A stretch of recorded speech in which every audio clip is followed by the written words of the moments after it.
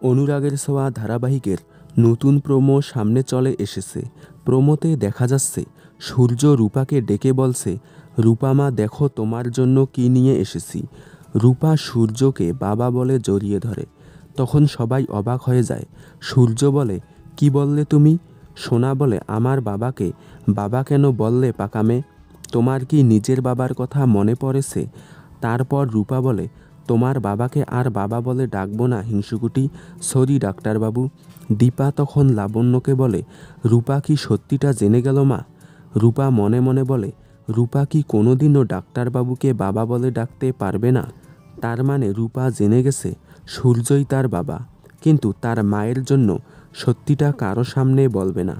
দেখুন অনুরাগের ছোঁয়া, বাবার খোঁজে রূপা, সোম থেকে শুক্র ঠিক রাত 9:30টায় স্টার জলসার পর্দায়।